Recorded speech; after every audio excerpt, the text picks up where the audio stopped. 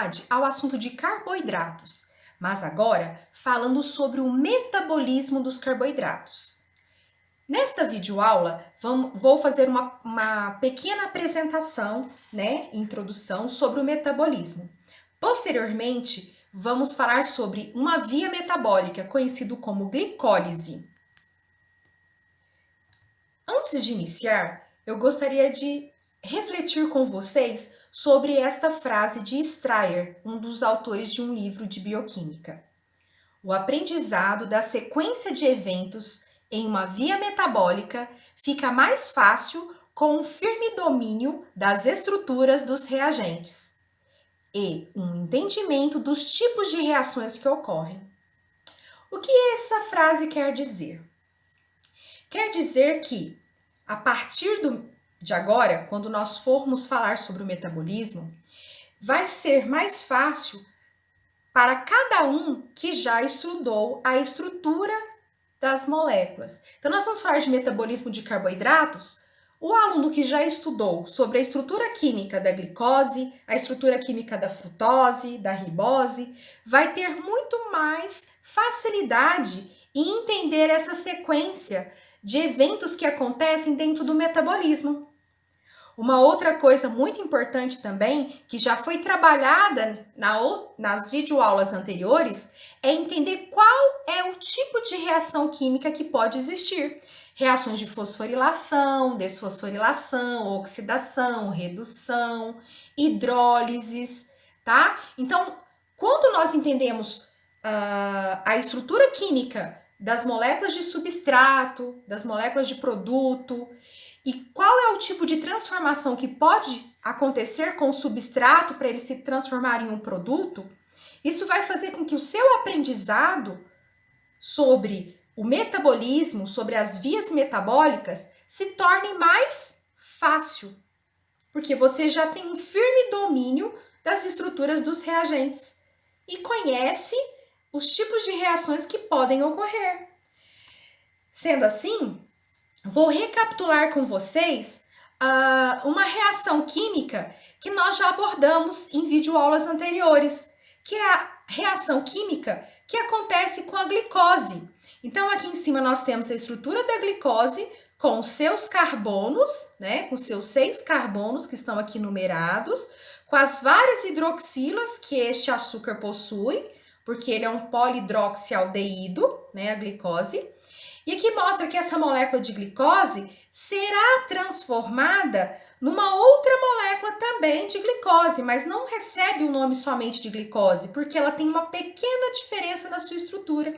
E essa diferença na estrutura é justamente a presença desse grupo fosfato aqui.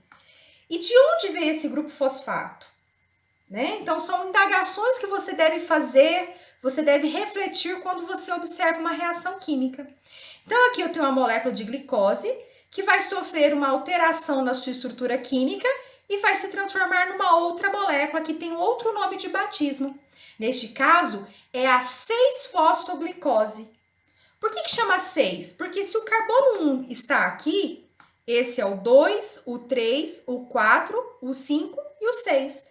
Então, chama 6-fosfoglicose ou glicose 6-fosfato, porque tem um grupo fosfato ligado no carbono número 6. Então, onde tinha OH, agora tem OP. Lembrando que esse P significa PO4, tá? Menos 2, que é um grupo fosfato, porque nós sabemos que o ATP é trifosfato.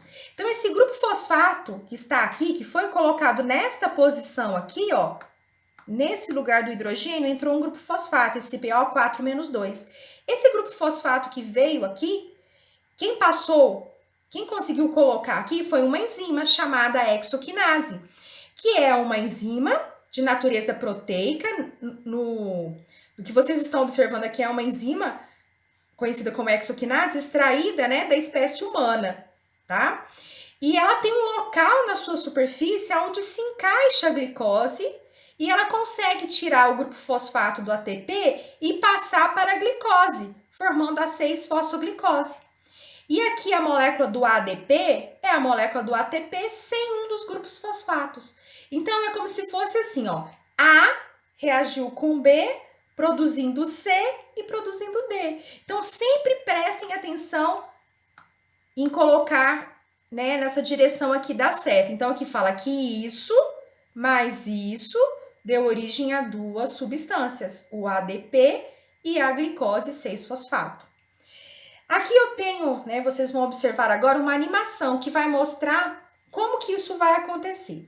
Esse aqui é o substrato, é a nossa glicose, tá? É uma forma bem só ilustrativa. Essa aqui é a glicose, que representa essa estrutura completa aqui, tá? E aqui está o nosso ATP, os 3 grupos fosfatos, o açúcar ribose e a base nitrogenada. Então, esse aqui é um nucleotídeo conhecido como ATP.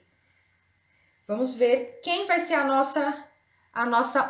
nosso outro personagem. O nosso outro personagem é a enzima. Então, a enzima é um personagem muito importante das reações químicas. Vocês viram isso nas videoaulas anteriores. E ela tem um local aonde o substrato se encaixa, né? Então, o substrato ele se liga no sítio de ligação, que causa uma mudança conformacional na estrutura da enzima, e o sítio catalítico é exposto, que é justamente onde vai ocorrer a transformação da molécula do substrato. Essa enzima, a hexoquinase, ela é uma enzima que pertence à classe das enzimas que fazem o processo de transporte. Ela transporta o grupo fosfato do ATP e coloca aqui na glicose. Então, vamos ver aqui, ó. Olha o que aconteceu com o ATP. Ele virou ADP. Ele perdeu um dos grupos fosfatos. E o grupo fosfato que estava aqui, a enzima colocou na estrutura da molécula do substrato, que agora passa a chamar produto, tá? E o produto foi liberado. E a enzima está livre para atuar novamente. Então, tudo que eu vim trabalhando com vocês nas aulas anteriores foi que, para começar essa aula de metabolismo, né, a parte de metabólica, que vocês compreenderem o que está envolvido no metabolismo. Então, você sabe sobre estrutura de enzimas, você sabe sobre estrutura de moléculas como os nucleotídeos, você sabe sobre estrutura de carboidratos, como a glicose, aqui é a glicose, você sabe numerar, e você consegue entender que agora essa glicose ela não pode ter o mesmo nome de cima, é uma nova molécula, é uma molécula modificada, então essa aqui é a 6-fosfoglicose. Então, isso tudo que foi trabalhado anteriormente é muito importante para a sua compreensão. Então, finalizando, né, essa breve apresentação, o aprendizado da sequência de eventos em uma via metabólica fica mais fácil com um firme domínio das estruturas dos reagentes e o entendimento dos tipos de reações que ocorrem. Para você que, a partir de agora, essa videoaula se tornar complexa demais, significa que você tem que retornar nas videoaulas anteriores. Então, vamos iniciar o nosso metabolismo de carboidratos.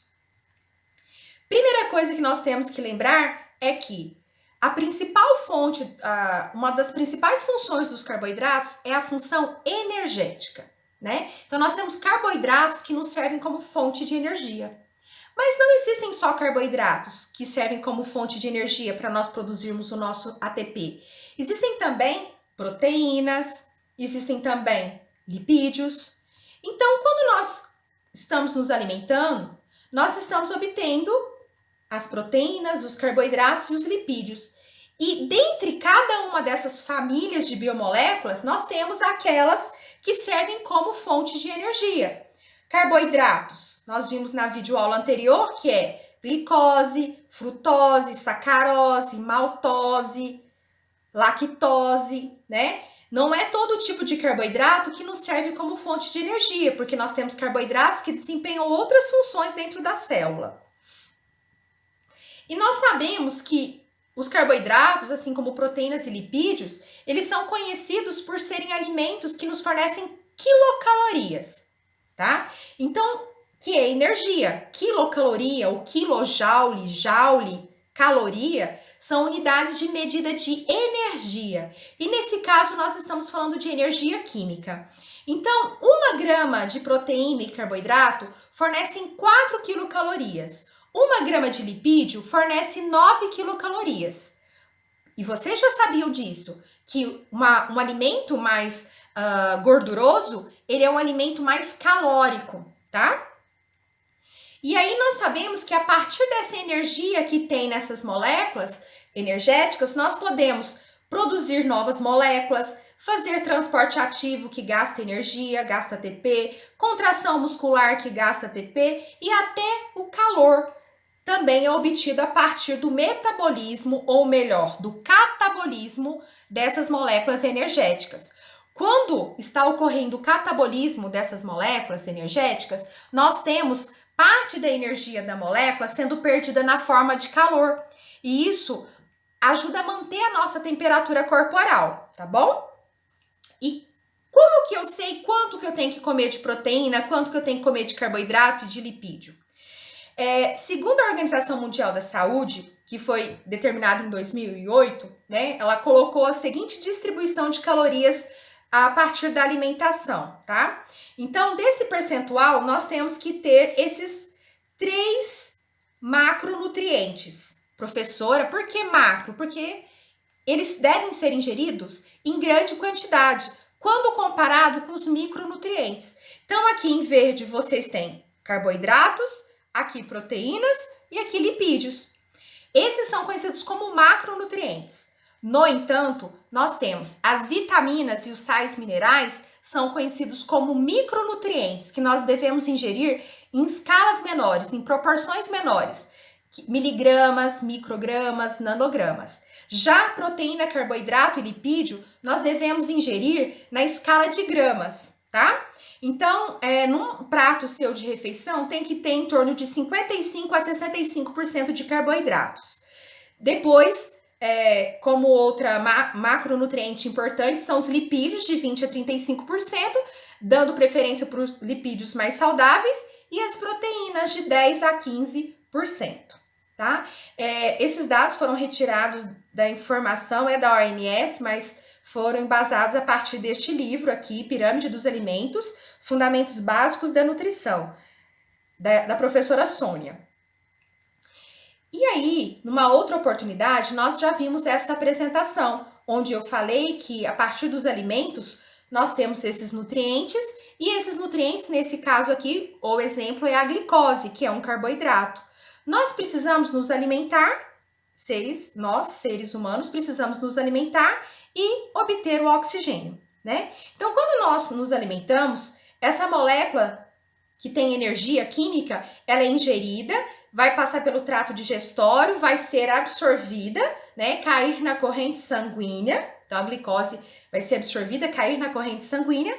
Depois, ela não está lá só para ficar na corrente sanguínea, ela está lá para ir para as células. Então, ela sai da corrente sanguínea de uma forma bem simples, né? Que eu não estou entrando nos detalhes sobre a insulina. Essa glicose, ela vai ser colocada no espaço intersticial, né? E depois ela passa para dentro da célula.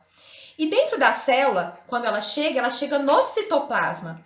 E lá dentro do citoplasma, essa glicose vai passar por transformações químicas que nós vamos estudar na videoaula de agora, que é conhecida como glicólise, que é a primeira via da respiração celular, tá? A primeira etapa. Então, essa glicose, ela vai ser modificada por 10 reações químicas, dando origem a uma molécula conhecida como piruvato. Então, uma molécula de glicose dá origem a 2 moléculas de piruvato, tá? E depois, esse piruvato entra dentro da mitocôndria, lá na matriz mitocondrial, e lá ela vai ser transformada em outra molécula chamada acetil-CoA, que vai entrar no ciclo de Krebs, e assim por diante, tá? Mas aonde entra o oxigênio nessa história? O oxigênio nós vamos obtê-lo, né, pela respiração, né?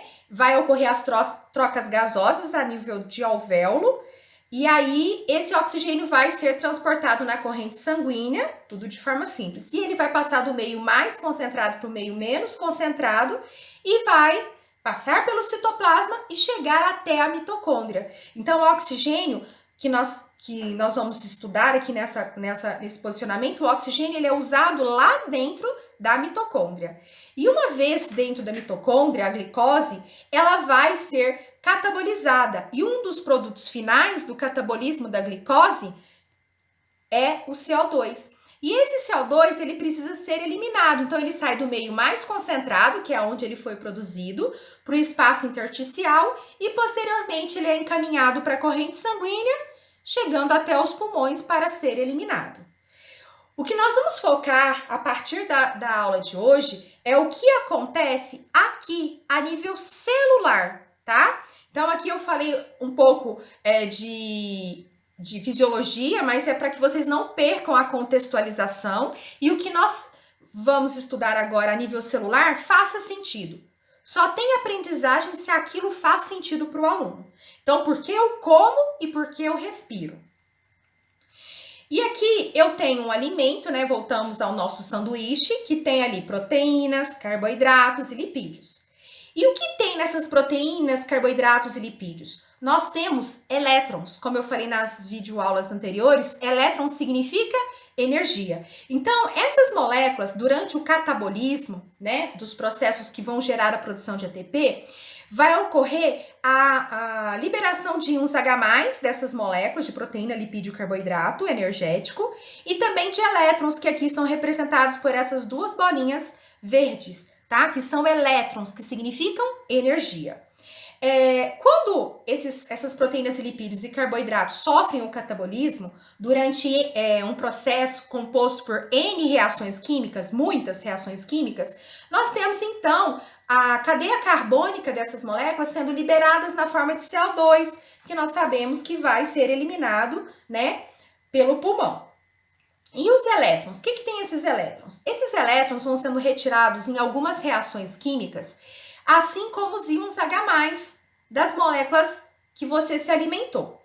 E quem é que recebe essas moléculas? Nós falamos na videoaula anterior, também, numa outra, né, do assunto de enzimas, nós falamos que esses íons H+, devem ser captados por moléculas que transportam elétrons, tá? Então, essas moléculas que transportam elétrons, nesse caso aqui, nós chamamos de coenzima, que, como exemplo das aulas anteriores, é o NAD+, ou FAD, que são exemplos de coenzimas, ou seja, nucleotídeos que transportam elétrons. Então, nem toda coenzima é um nucleotídeo, combinado? Só que os nucleotídeos conhecidos como NAD+, e FAD são nucleotídeos que conseguem receber elétrons na sua estrutura química. E o que vai acontecer? Viram que aqui estava na cor rosa? A partir do momento que recebe esses elétrons, esses dois elétrons e esses dois íons H+, essa coenzima aqui eu poderia chamar de FAD. Quando esse FAD recebe os dois elétrons e os dois íons H+, ó, elétrons e íons H+, ele vai se transformar em FADH2, ou coenzima reduzida. E essa coenzima reduzida, ela é muito importante, porque ela significa energia, porque ela está transportando os elétrons que significam energia. E quando isso acontece, nós temos que essa coenzima aqui, ó, que está carregando os elétrons, ela precisa agora soltar esses elétrons. E aí eu quero fazer uma pequena observação com vocês. A observação é a seguinte. Vou fazer ó, aqui tá os dois elétrons e os dois íons H+, e agora eu vou abrir um parênteses. Que parênteses é esse? Para falar para vocês que a cada elétron e a cada íon H+, associados, eles são quem? Um átomo de hidrogênio. Então, eu tinha aqui, ó, 2 elétrons e 2 íons H+. Isso equivale a 2 átomos de hidrogênio. Não há necessidade de ser exatamente esses íons H+, que foram tirados das proteínas, lipídios e carboidratos energéticos, tá? Podem ser qualquer íon H+, que você sabe que tem ambiente aquoso. Então, quando eu tenho 2 íons H+, e também o oxigênio, vamos ter a situação aonde esses íons H+ e os elétrons, ao se associarem, formam os 2 átomos de hidrogênio que vão ser recebidos aqui pelo oxigênio. Então, 2 elétrons que estavam aqui, tá? Ó, voltando aqui, ó, esses dois elétrons que estavam aqui vão estar aqui nos dois íons H+, agora. Os dois íons H+, ligaram os dois elétrons, formou os dois átomos de hidrogênio, que com um oxigênio, professora, como um oxigênio? Aqui é 1/2 de O2, então 2 dividido por 2 dá 1. Então, metade de O2 é um oxigênio. Então, quando eu tenho dois átomos de hidrogênio mais um oxigênio, vai surgir quem? A água, que é um dos produtos da respiração celular, a água. E o que vai acontecer? Nós já temos aqui que para a respiração celular não é nutrientes em condições na presença do oxigênio que estava aqui. Quais são os produtos finais? O CO2, água. Quem está faltando aqui? O ATP. Então, como que ocorre a produção de ATP? Justamente a partir do momento que o oxigênio é o aceptor final de elétrons. Quando o oxigênio for o aceptor final de elétrons, vai ocorrer o que nós chamamos de fosforilação oxidativa. Esse grupo fosfato vai se ligar aqui, para que o ADP, ó, difosfato, ADP, mais um fosfato, eles vão, olha, o grupo fosfato vai se ligar lá naquela posição e vai surgir o ATP. Então, quando nós estamos fazendo o catabolismo de proteínas, lipídios e carboidratos, para produzir as moléculas de ATP, durante esse processo foi necessário o oxigênio, foi produzido CO2 e foi produzido água, além do ATP. E calor, porque parte da energia dessas moléculas, durante as transformações, nós temos liberação de calor. Isso acontece em qualquer processo. Se você colocar a mão no motor de um ventilador ou do computador, você vai ver que ele se aquece. Alguns equipamentos têm até uma ventoinha para dissipar esse calor liberado. Então, nem toda a energia que está aqui contida nessas moléculas energéticas vão ser convertidas em moléculas de ATP. Parte da energia é perdida na forma de calor. Então, recapitulando, precisamos de glicose, que vem da nossa alimentação. Precisamos do oxigênio, nós seres aeróbicos, que vem do ato de respirar. E esse processo chama-se respiração celular. E quais são os produtos formados? Então, vamos recapitulando aqui, porque a partir dessa aula de bioquímica nós não podemos esquecer isso, tá? Então, a glicose, ela vai ser absorvida, cair na corrente sanguínea e chegar até dentro da célula. E essa glicose vai ser quebrada em 2 moléculas de piruvato. Então, agora inicia-se o conteúdo dessa aula, tá? 2 piruvatos. Então, uma glicose formou 2 piruvatos. O conteúdo desta aula, dessa videoaula, chama-se glicólise, porque a primeira etapa, tá? Que é a conversão de uma molécula de glicose em 2 moléculas de piruvato, chama glicólise, quebra de glicose. O piruvato, quem tiver aí com o material para consultar, é uma molécula que tem 3 carbonos. Então, eu tenho 2 moléculas de 3 carbonos. Então, a quantidade de carbonos se manteve, porque a glicose tem 6 carbonos e aqui eu produzi 2 moléculas de piruvato com 3. 3 vezes 2, 6. A próxima etapa, ela não acontece no citoplasma. Esse piruvato deve entrar dentro da mitocôndria, mais precisamente na matriz mitocondrial. Então, aqui eu estou mostrando a membrana mitocondrial externa e a membrana mitocondrial interna, também conhecida como cristas mitocondriais. Então, agora o piruvato vai chegar aqui na matriz mitocondrial.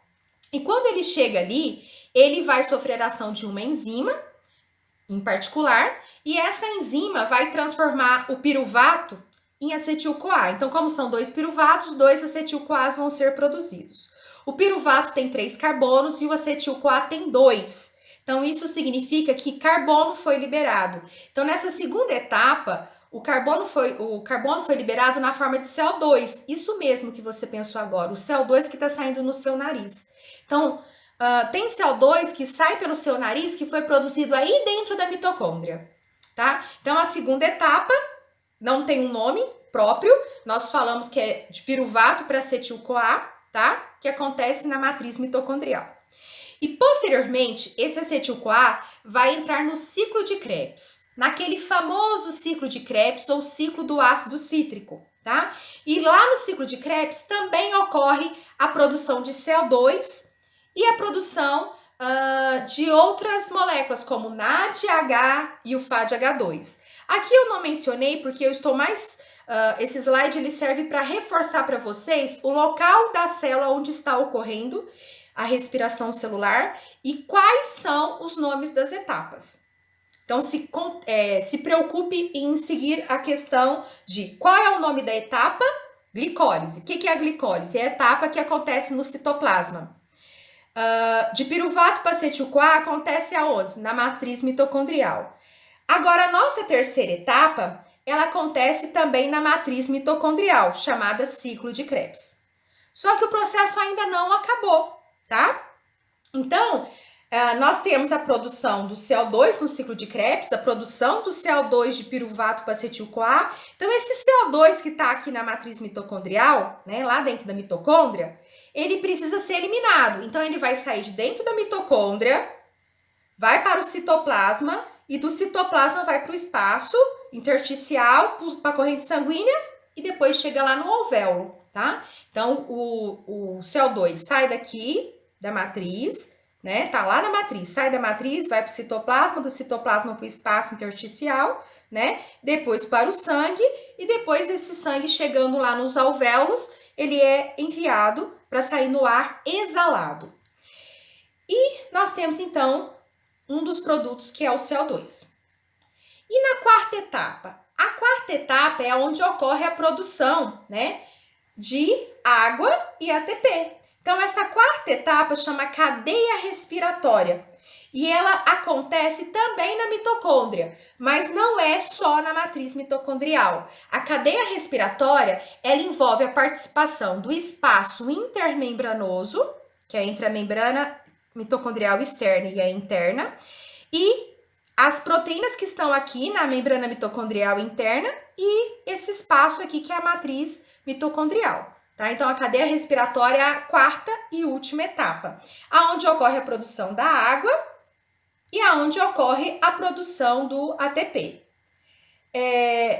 na forma de energia, tá? E como que vai acontecer? O que esse oxigênio vai fazer, né?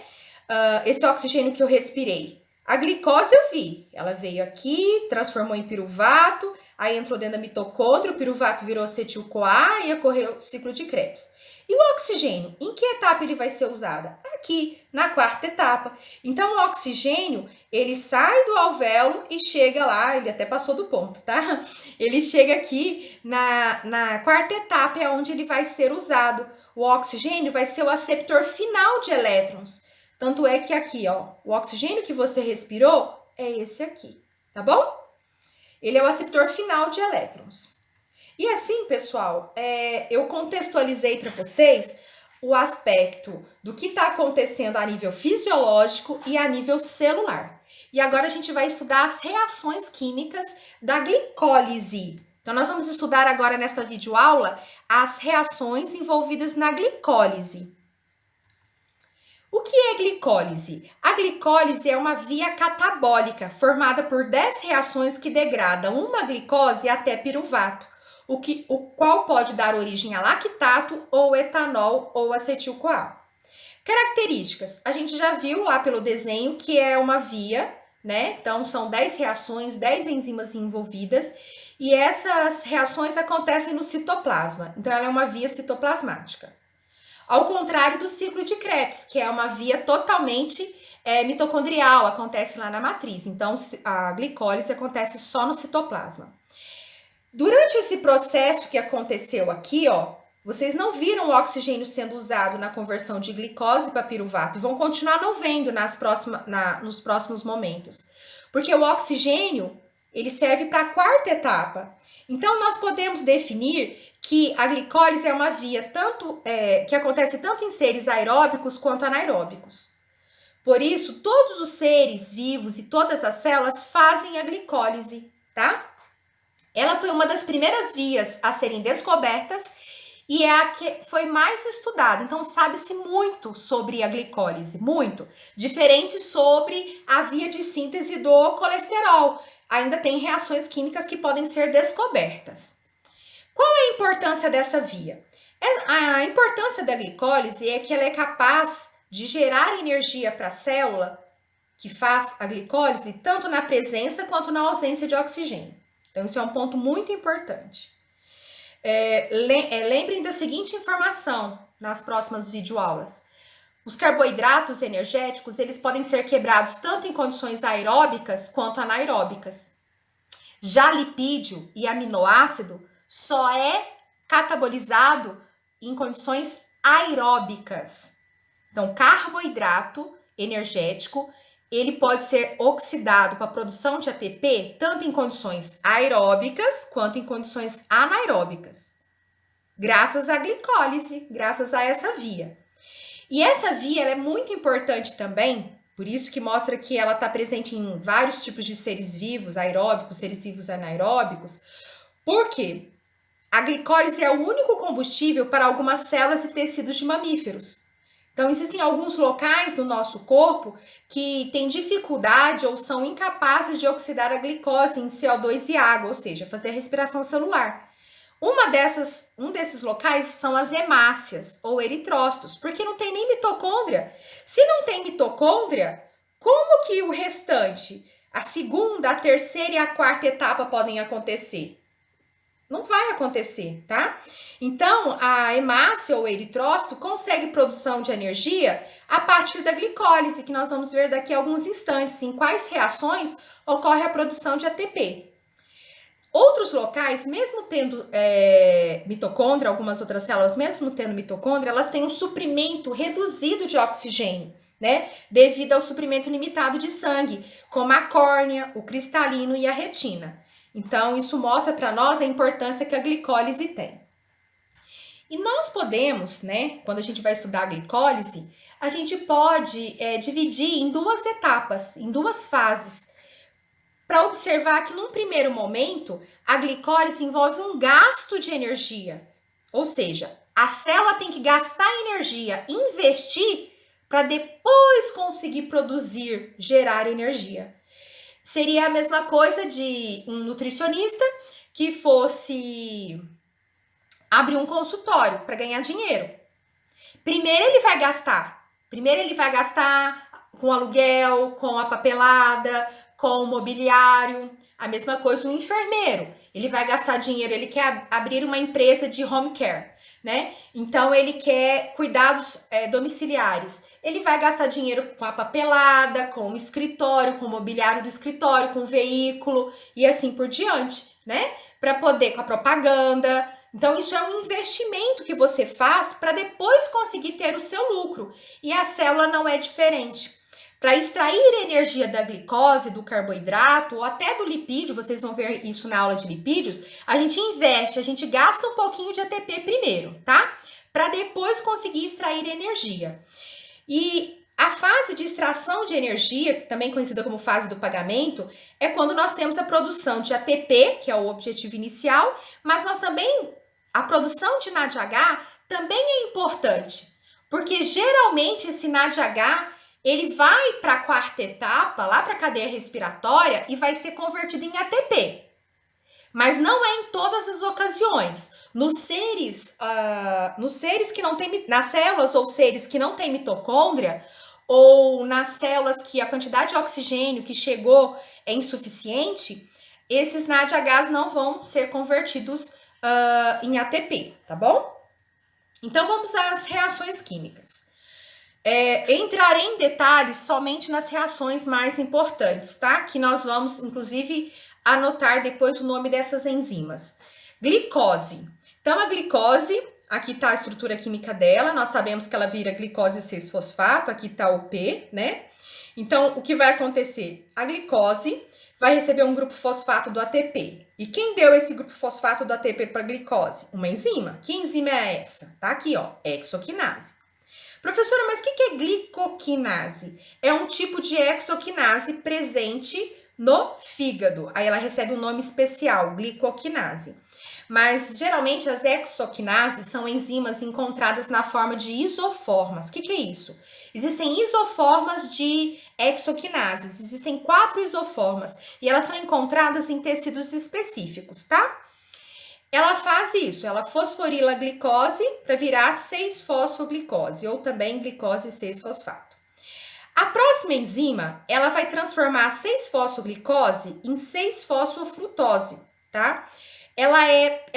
Essa enzima que catalisa a reação número 2, ela é uma enzima do grupo das isomerases, porque nós sabemos que a glicose é um aldeído e que a frutose é uma cetona. Então, transformou um isômero no outro.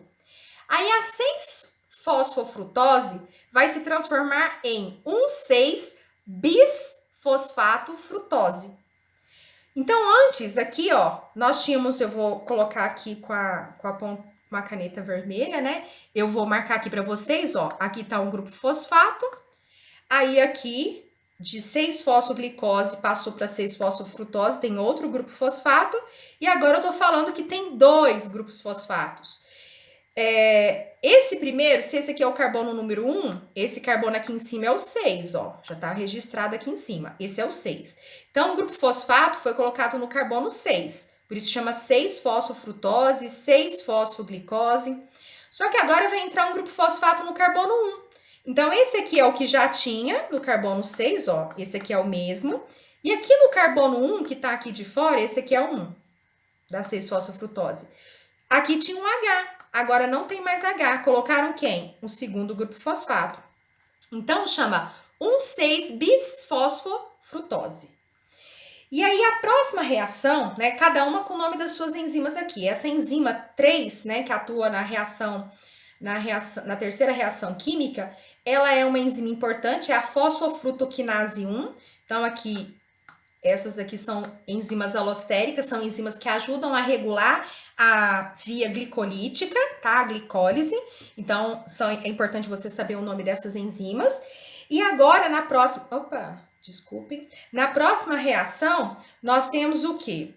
Nós temos a conversão, né? Desse açúcar de 6 carbonos em 2 açúcares menores, tá? Porque vai ocorrer uma quebra da ligação química aqui, ó, e vai partir num composto com 3 carbonos, ó, carbono 1, 2 e 3, e aqui também, ó, 1, 2 e 3.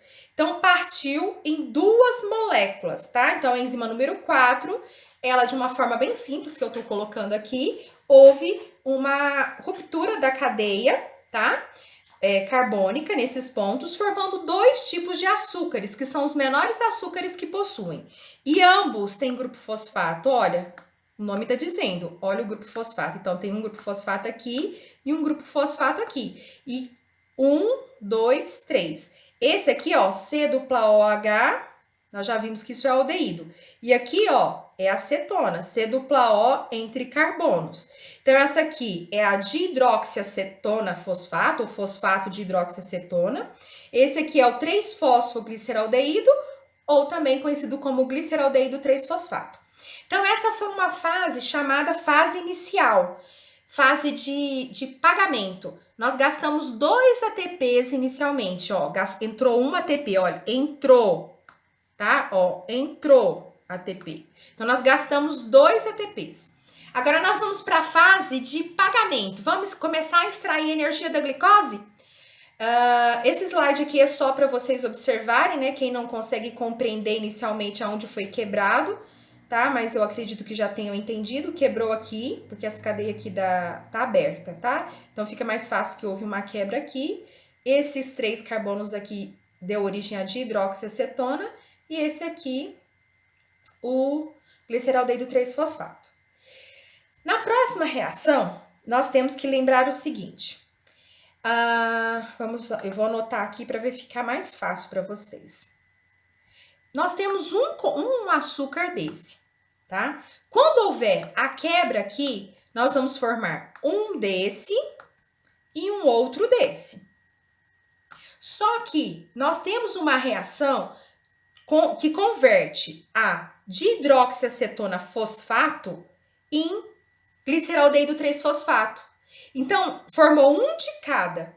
No entanto, essa única molécula que tem dessa aqui vai dar origem à segunda molécula, porque ela vai ser transformada por uma enzima aqui do grupo das isomerases.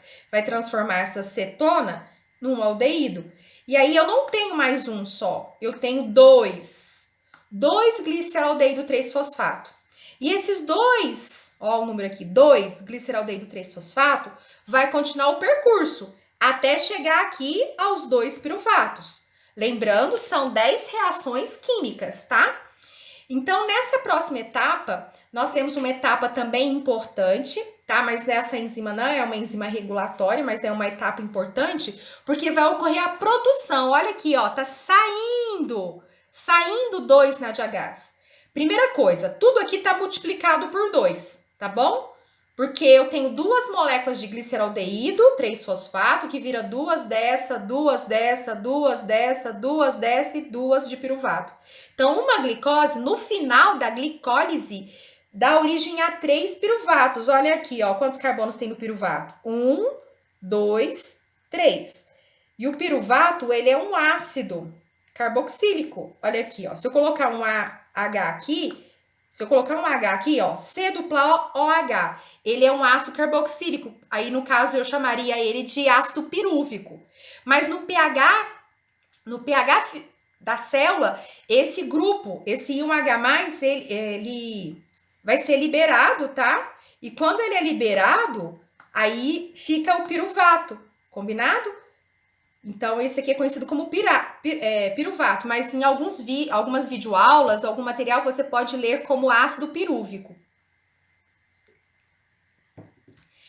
Voltando aqui no início.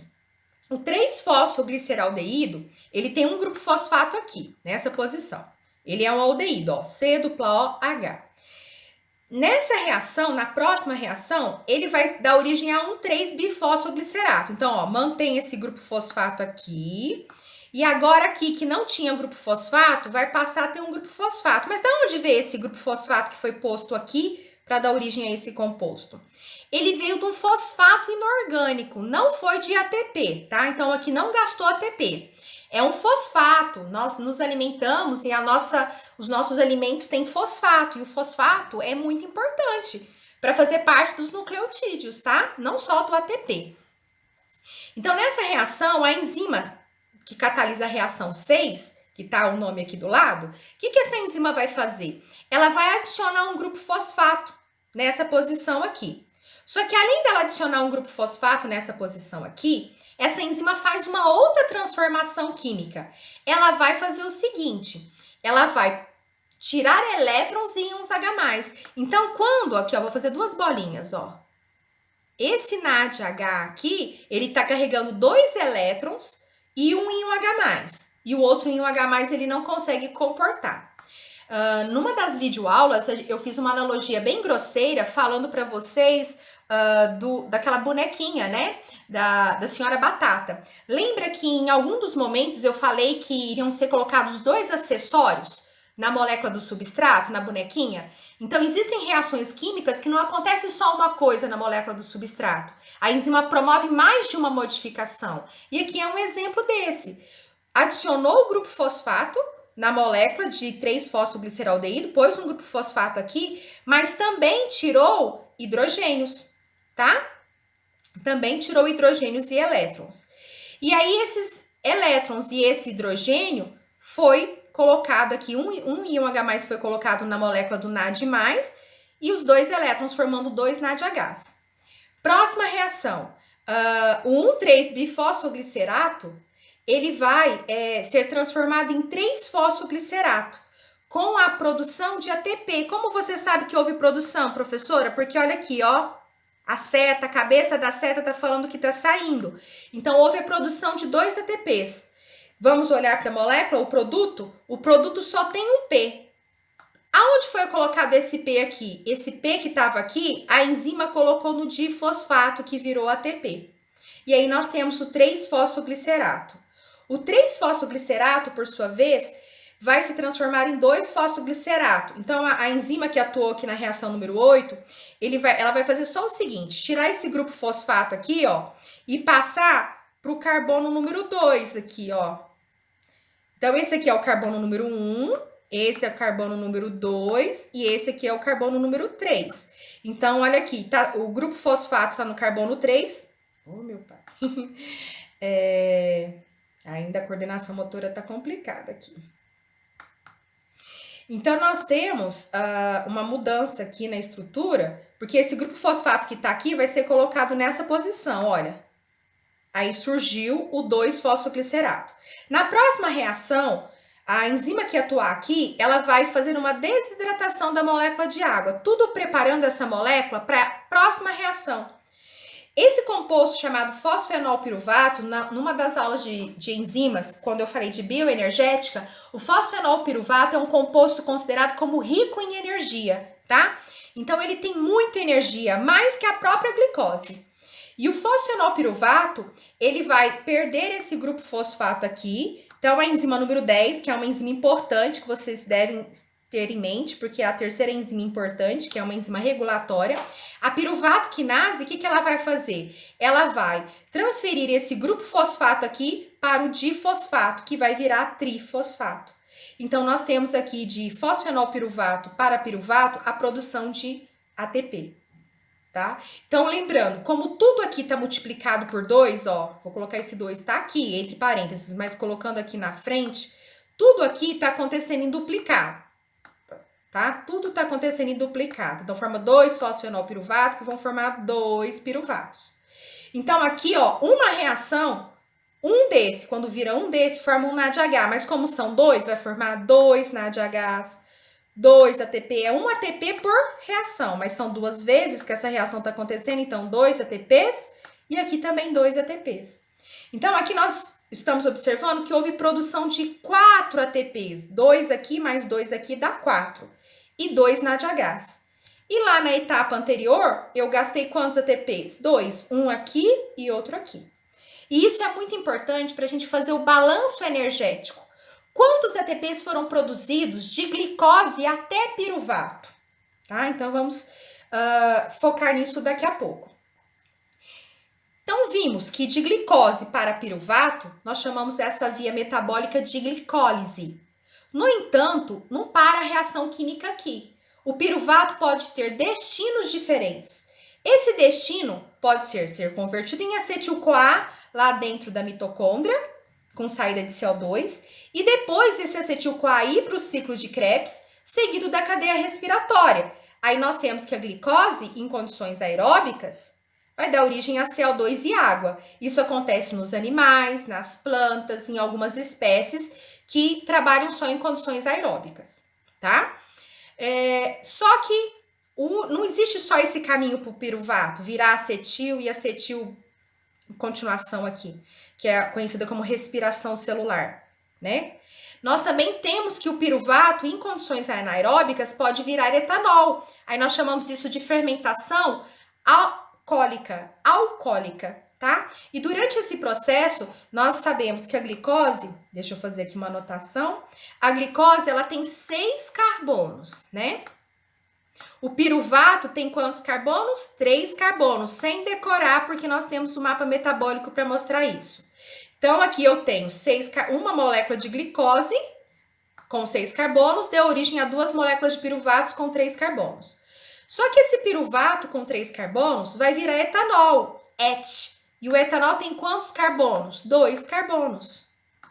Então, nós estamos vendo que vamos perder aqui CO2. Tá? Então, o carbono vai ser perdido na forma de CO2. 2 CO2 vão ser liberados, porque a cada piruvato forma um CO2, mas como são 2 piruvatos, então vão ser 2 CO2 produzidos. Então, a glicose virando piruvato e depois etanol, com liberação de CO2, acontece nos fungos. Um exemplo está na aula prática desta semana, que é a aula prática que mostra para vocês o fermento biológico que foi utilizado, que é a levedura, né? Saccharomyces cerevisiae, que é um tipo de fungo que utiliza a glicose como combustível, só que essa glicose, inicialmente, ela não está livre ali na hora que a gente está fabricando um pão, por exemplo.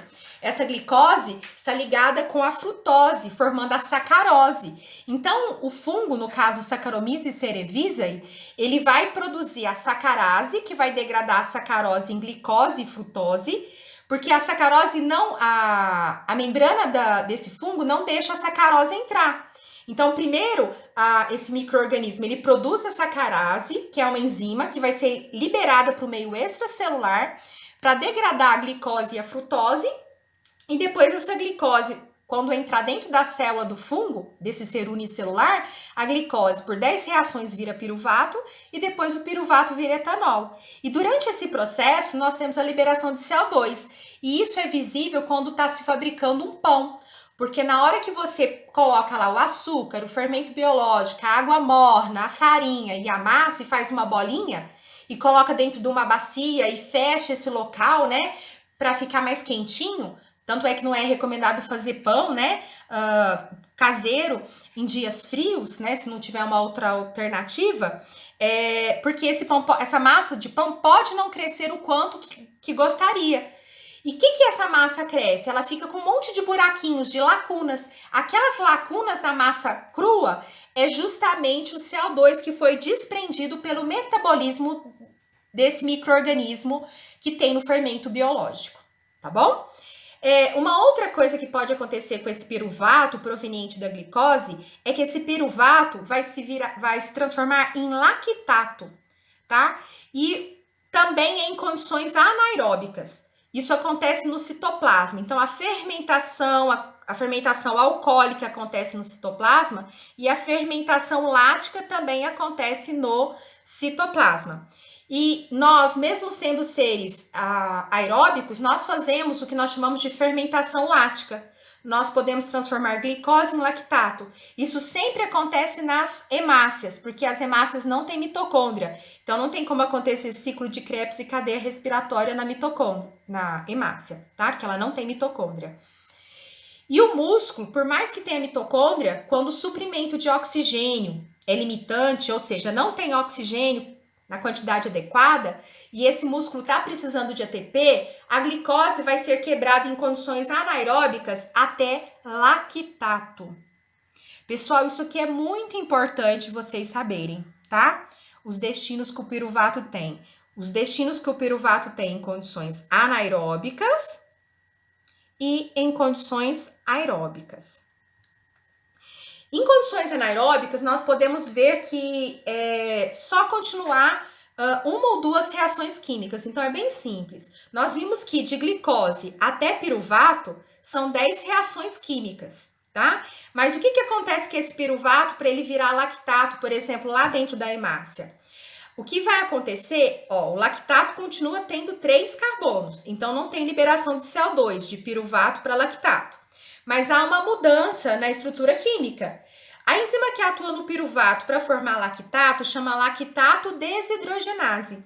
Essa enzima vai fazer o seguinte, ela vai, se vocês observarem aqui, C dupla O, e aqui do lado tá CHOH. Então apareceram 2 hidrogênios que não tinham antes na molécula do piruvato, apareceu aqui no lactato. E da onde veio esses 2 hidrogênios com seus elétrons? Vieram do NADH e dos íons H+ do meio. O meio onde a reação está acontecendo, nesse caso o citoplasma. Então, íons H+ do meio, um íon H+ do meio, mais o íon H+ que está na coenzima chamada NADH e os 2 elétrons vão ser dados, né? Então, um íon H+ com elétron vira um átomo de hidrogênio. E esse hidrogênio vai ser colocado aqui, tá? Coloca um hidrogênio aqui e um outro hidrogênio aqui. Aí o piruvato foi reduzido em lactato. Aí na reação agora é o inverso. Chega NADH e sai NAD+. Esse NAD+ está sem elétrons e sem íons H+. Então aqui o piruvato foi reduzido a lactato. E o NADH foi oxidado em NAD+. Por isso que nós falamos que essa enzima, lactato desidrogenase, ela pertence ao grupo das enzimas que fazem óxido-redução. Aqui embaixo, essa é a fermentação lática. Aqui nós temos a fermentação alcoólica, só que envolve 2 reações químicas. Na primeira, o piruvato vai sofrer uma descarboxilação. Então, vai sair, CO2. Então, essa parte que tá aqui em rosinha é o CO2. E aqui, vocês sempre estão observando esse livrinho que eu tô colocando aqui. Essa capinha é para falar do autor que eu tirei, dos princípios de bioquímica do Leininger. Então, aqui, nós temos o CO2, tá? Sendo eliminado pela ação de uma enzima chamada piruvato descarboxilase. Ela descarboxila, houve a quebra dessa ligação covalente aqui.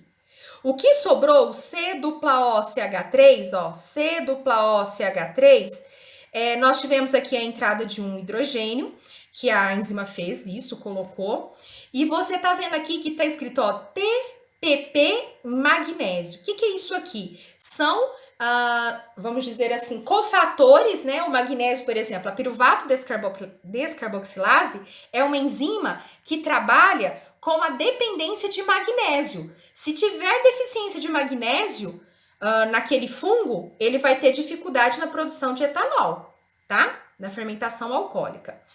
Aí formou uma outra molécula com 2 carbonos chamada acetaldeído. C-OH. Então, isso aqui era uma função carboxílica, né? Um ácido carboxílico, e agora é um aldeído. O acetaldeído sofre a ação da álcool desidrogenase, que vai fazer a mesma coisa que a lactato desidrogenase fez. Ela vai reduzir o acetaldeído para ele virar etanol. Então, se você observar aqui, ó, esse carbono aqui, ele tá ligado um O e um H. E agora, se você olhar, nós temos aqui esse H, tá aqui, e apareceu 2 hidrogênios. Esses 2 hidrogênios aqui, ó. Quem deu foi a coenzima NADH e um íon H+. Então, a enzima tirou elétrons e íons H+, do NADH, entregou para o substrato acetaldeído, formando o etanol. Então, de glicose até etanol, nós chamamos de fermentação alcoólica. E de glicose até lactato, fermentação lática. E qual que é o balanço energético da oxidação da glicose? Em condições anaeróbicas. Na próxima videoaula, nós vamos falar de quantos ATP são produzidos em condições aeróbicas. Então, aqui é quanto de ATP é produzido a partir da glicose, que é oxidada até piruvato, ou até etanol, ou até lactato. Então, nós temos que recapitular. A glicose vai ser convertida em piruvato, tá? Em 2 moléculas de piruvato. E durante esse processo, conhecido como glicólise, nós temos o gasto de 2 ATPs, tá? Nós temos o gasto de 2 ATPs. Deixa eu aumentar aqui o áudio.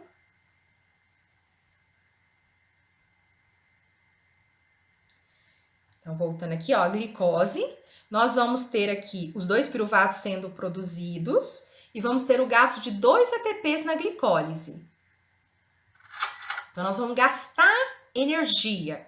E depois de gastar esses 2 ATPs, claro que vai sair 2 ADPs. Então, nós fosforilamos a molécula intermediária. E de glicose para piruvato tem um monte de nomes, né? Então, a gente está suprimindo isso. Estamos fazendo um resumo. De glicose para 2 piruvatos, há gasto de 2 ATPs. Gasta 1 ATP na reação 1 e 1 ATP na reação 3, mas sem decorar isso. E além disso, tem uma reação que nós temos a extração de elétrons, que é quando ocorre a produção de 2 NADHs, tá? E esses 2 NADHs estão transportando elétrons.